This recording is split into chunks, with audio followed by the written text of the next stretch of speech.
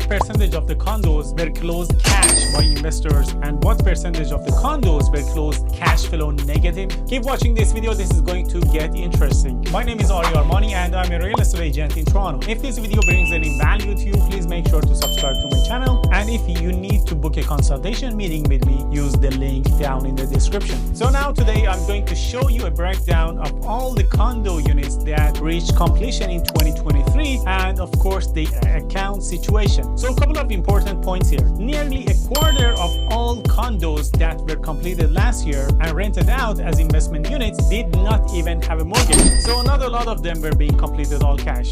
Some of those could have been financed through a HELOC. We don't know for sure, but we know that almost a quarter of them don't have any mortgage registered on those properties. In the past few years, that share has been pretty consistent. If we look back over the previous years, we'll see that it hasn't changed that much. So it wasn't really too surprising for us. What was different this time was the percentage of the units that were actually cash flow negative. So if you look at those units that are closed and have a mortgage registered on them, the percentage that were cash flow negative rose to 77% in 2023 and increased even further in the first half of 2024 to 81%. So basically cash flow here is defined as average rents that are on the unit minus your mortgage payment, your condo fees, insurance and property taxes. Okay, so it's kind of all of it is in calculation of cash flow. So when you do the math on it, more than 3/4 of the units or of the closed new condos were cash flow negative in 2023,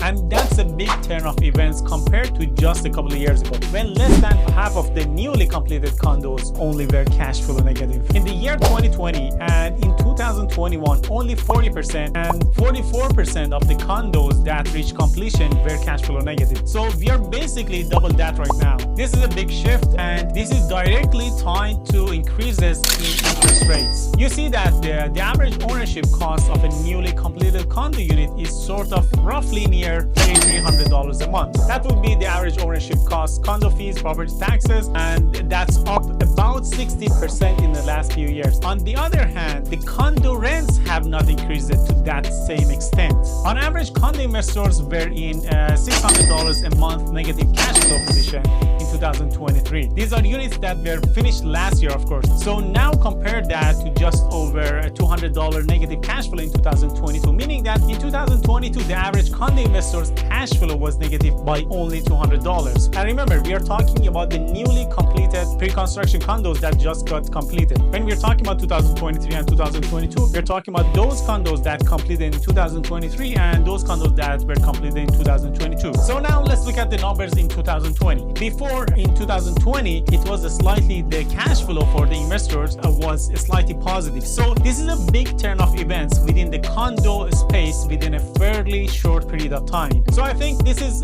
really changing the behavior in the market in the future, in the near future at least. If you think about condo investors, a lot of them are repeat buyers. They are dealing with very difficult circumstances right now. And what we actually found out was that about 30% of the condos that reached completion in 2023 were negative by more than $1,000 a month when it comes to cash flow, of course.